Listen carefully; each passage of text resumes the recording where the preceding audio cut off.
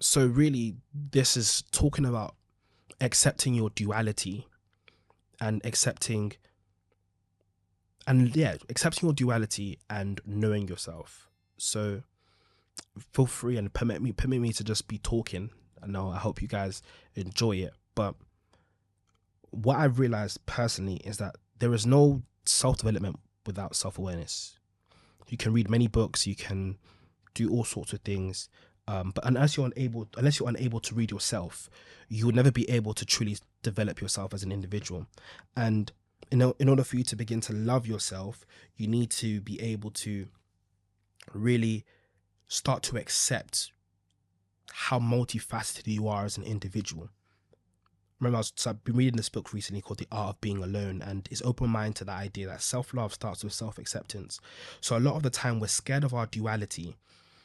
See, like, there's a way we portray ourselves to the world, there's a way we portray ourselves even to ourselves. Like, there's a person we tell ourselves in the mirror who we are. And I do believe in the fact that if you don't know who you are, then, and that's fine. If you don't know who you are yet, then that gives you space to choose who you want to be, because who you choose to be is who you become. But if you still don't know who you want to be, choose what you don't want to be. So choose what you do not want to be. And by the process of elimination, you can narrow down the kind of person that you want to be. So finding the negative.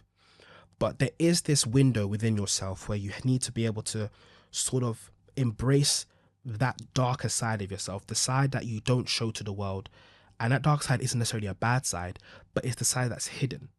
It's the side of yourself where you don't document that person to the world. You don't share that person to the world. So even like, for example, as I'm doing this as well, it's a side that probably is more hidden to the side I portray to the outside world. But most of the time we're scared of that duality because the person we see behind closed doors is someone we don't recognize.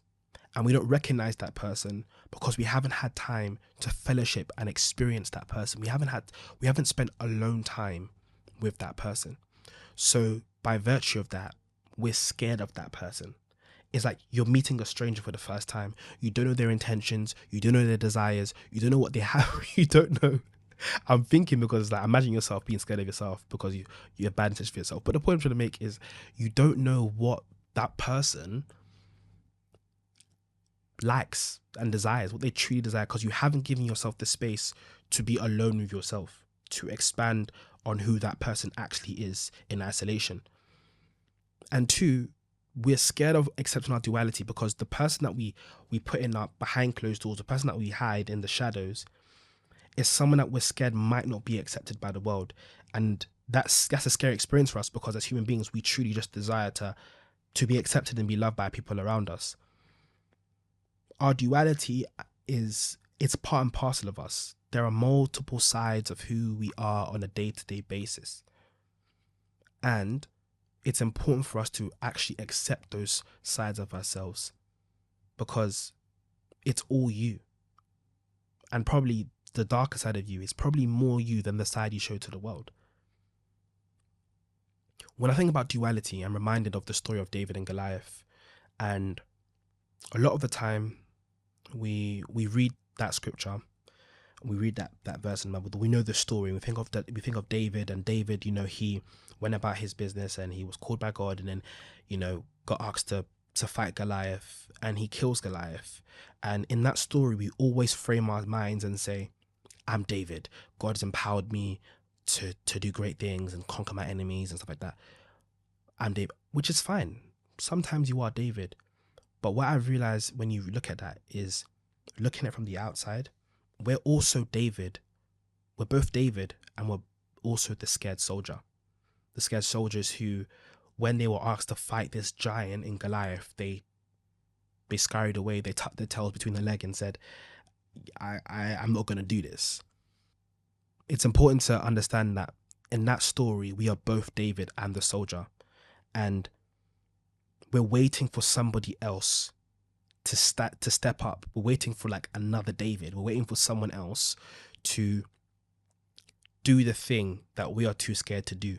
We're waiting for someone to stand in front of us and to approve and say, yeah, the person you are, it's fine.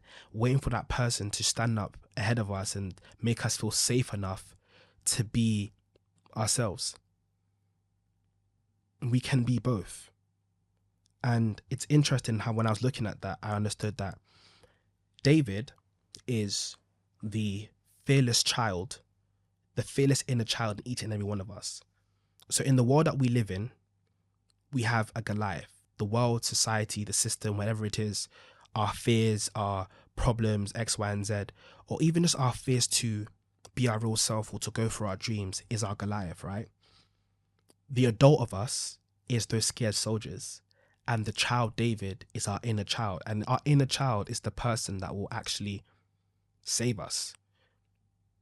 Accepting that inner child, the person who dreams and believes and is quirky and artistic and has, obscure interests and different interests to the masses, is the inner child that will allow us to actually be our real selves, that will actually allow us to be brave enough to do the things that scares us. So never get rid of your inner child. That inner child is the person that you hide from the world. It's the person you were before society told you who you're supposed to be. The person you dreamed of being before society said, actually, you shouldn't really go that way. In my journey, I've had to realize that I have a duality. I'm not some straightforward person. There's multiple sides of me. And one of the sides I'm accepting is that I am fun and I love enjoyment and I love good times and high life and vibes.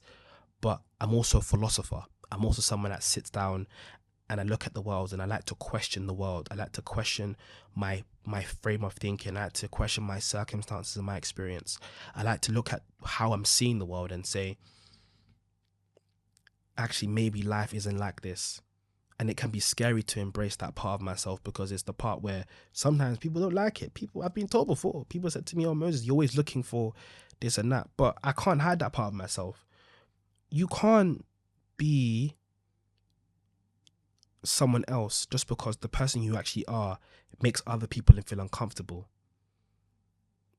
You can't do that. You're just hurting yourself. You need to embrace that part of yourself that doesn't necessarily always fit into the mold. There's a quote by Manachamp Mendy, and he says, if I am I because you are you, and you are you because I am I, then I am not I, and you are not you. But if I am I because I am I, and you are you because you are you, then you are truly you, and I am truly I. In other words, the first step towards living a successful life and living our fullness and embracing our full duality and fulfilling life is determining who we are in relation to ourselves, not in relation to the system or in relation to, to society. True success and true, liberation, in my opinion, and true success is less complicated than we think it is. It's more about being ourselves. I love how the Greek used the word telos, which basically means end, or that word end can be associated to meeting your destination, right? Your destination is is the place you want to arrive to. So when you arrive somewhere, you've been successful, right? So the Greeks, they use this word telos as end or as perfect end, or it can be used interchangeably with the word success. So really, the journey of success is about finding your end. It's about finding the person you arrive to becoming. But the person you arrive to becoming is hidden behind all of this gunk and mess that we try to perpetuate to the world because we're too scared to be our real selves.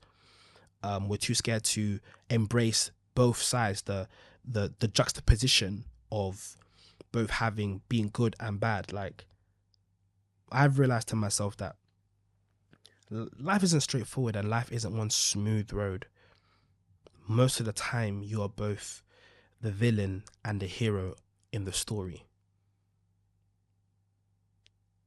You are both the good and the bad person. You have the capacity for the greatest good and the greatest evil. I remember reading this book by Rock Joyner. It's called When God Walked the Earth, and he explained about how the angels, came down and they saw the disciples and they were puzzled, because it was like, why is Jesus, with these people? And they're so bad, they're so wicked, they're so toxic, they're so evil. And like, God spoke to them and was like, the reason why I love them so much is because these insignificant beings they have the greatest amount of evil in them, but even the smallest speck of light is enough to illuminate the whole entire galaxy.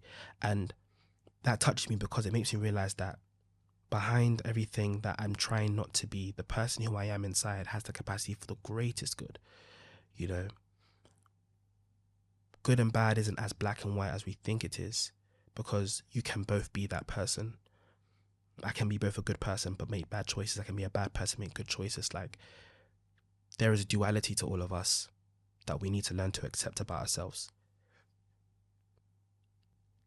It made me realize that in order to be my most successful self, I have to embrace all parts of myself, and all parts of myself will allow me to be successful. I'm a whole being, not partial being. So in order for you to find that level of success and that level of personal success you're looking for, it's embracing the entire picture of who you are. And I believe from there you can begin to make the steps. So the key takeaway today would be, just embrace who you are as a whole. Don't try and put yourself into a box, because it makes the world do a better job at understanding you. As long as you can understand yourself and live in the purpose of your existence, at some point the world will begin to recognize that, and then you'll find a level of personal success. If you enjoyed this episode, then feel free to like, put some notes in the comments. It'd be great to kind of